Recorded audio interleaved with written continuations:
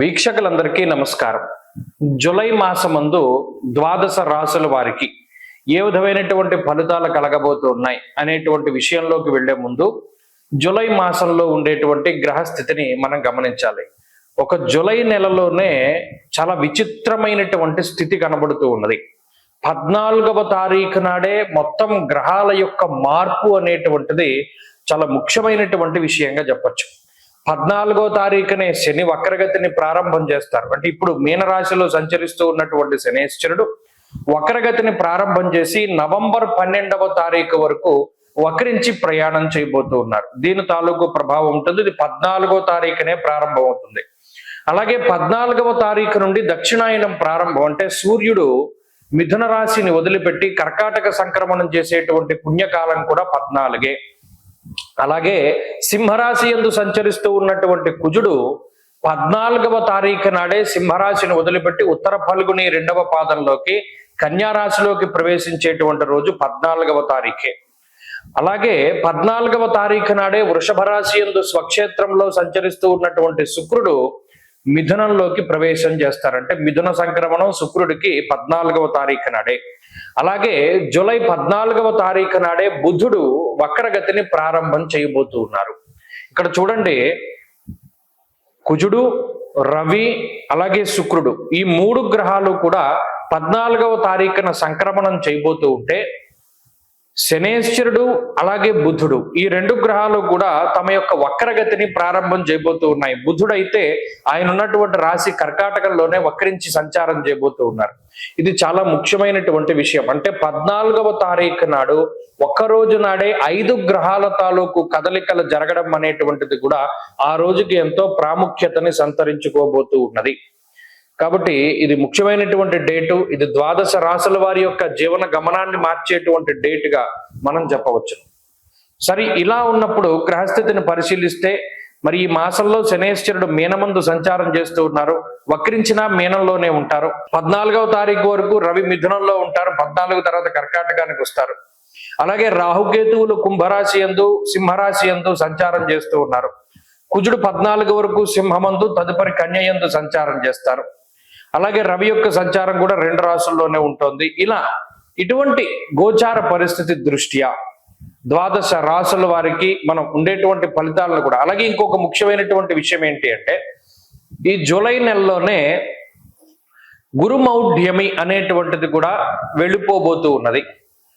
Almost June నెలలో వచ్చినటువంటి ఈ గురుమౌఢ్యమి కొంతకాలం పాటు ఉన్నది. ఆ గురుమౌఢ్యమి జూలై 7వ తారీఖు తోటి వెళ్ళిపోతూ ఉన్నది. ఈ గురుమౌఢ్యమి వెళ్ళిపోయినా కూడా ఆషాఢ మాసం కాబట్టి ఇది శూన్యమాసము అంటారు.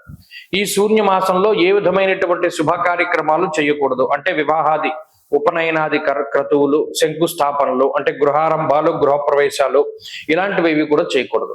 అలాగే ఈ మాసానికి ఇంకొక ప్రాముఖ్యత ఉన్నది. ఏమిటి అంటే మాస శివరాత్రి, ఆరుద్ర నక్షత్రం 2 కూడా కలిపి వచ్చేటువంటి మాసం ఈ మాసం.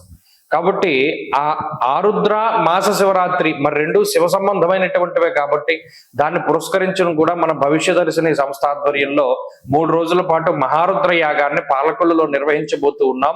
ఆ విషయం గురించి కూడా త్వరలోనే వీడియో చేస్తాను. అయితే ఇది ఈ మాసం యొక్క ప్రాముఖ్యత. అలాగే ద్వాదశ రాశుల వారికి కూడా ఈ మాసంలో ఏ విధమైనటువంటి ఫలితాలు కలగబోతున్నాయో కూడా మనం ఇప్పుడు తెలుసుకుందాం. మకర రాశి వారికి జూలై నెలలో ఉండేటువంటి గ్రహస్థితిని గమనిస్తే అష్టమ కుజుని యొక్క దోషం తొలగిపోతూ ఉన్నది. ఇది చాలా గొప్ప విషయంగా చెప్పవచ్చు. ఈ కుజాష్టమం తొలగిపోవడం ద్వారా చాలా మంచి జరుగుతుంది. అలాగే శనేశ్వరుడు వక్రించి సంచరించబోతూ ఉన్నారు. ఇది కొంత మనం గుర్తుపెట్టుకోవాల్సినటువంటి విషయం. 2వ స్థానమందు రాహు యోగిస్తున్నారు. శుక్రుడి బలం ఉంది. బుధుడు వక్రించి కొంత ఉపకారిగా ఉండబోతూ ఉన్నారు. అలాగే రవి బలం తగ్గుతూ ఉన్నది. కాబట్టి ఇక్కడ ప్రధానంగా ఈ మాసంలో అంత ఇబ్బందికరమైన పరిస్థితులు లేవు. అలానే అంత మంచి అంటే మనకి ఏదైనా పెద్దగా అనుకూలిస్తుంది, మెరాకిల్స్ జరుగుతాయి అన్నది లేదు. శని వక్రించడం అన్నది ఒకంత మంచి ఒకంత చెడు 2 మిశ్రమంగానే ఉన్నాయి. ఏలినాటి శని మళ్ళీ వస్తుందని కాదు, ఎందుకంటే శని మరలా 2వ స్థానానికి రావడం లేదు. ఇది తృతీయమందు వక్రించినటువంటి శని కిందే చూడాలి. తప్పితే మళ్ళా ఏలినాటి శని వస్తుంది, ఎందుకంటే ఆయన రాశి మారట్లేదు. కాబట్టి కొంతకాలం వక్రించబోతూ ఉన్నారు. అది కొన్ని విషయాలకు ఉపయుక్తంగా ఉంటుంది, కొన్ని విషయాలకు కాదు. ఈ రాశి వారికి ప్రత్యేకించి ఆరోగ్యపరమైనటువంటి సమస్యల నుండి బయటపడేస్తుంది శని వక్రగతి. ఇక రాహు యోగిస్తున్నారు కాబట్టి ఆర్థిక సంబంధమైనటువంటి వ్యవహారాల్లో వాటిలో రాహు తాలూకు అనుకూలత. అలాగే రవి బలం 14వ తారీఖు వరకు ఉంటుంది. ఇక్కడ ఇంకొక గొప్ప విషయం ఏంటి అంటే అసలు గ్రహాలు అనుకూలించినా అనుకూలించకపోయినా మనల్ని ఇబ్బంది పెట్టే స్థితి నుండి బయటికి వెళ్ళిపోతే వచ్చే ప్రశాంతత చాలా ఎక్కువ. అష్టమ కుజుడి యొక్క దోషం పోవడం అనేటువంటిది గొప్ప రిలీఫ్.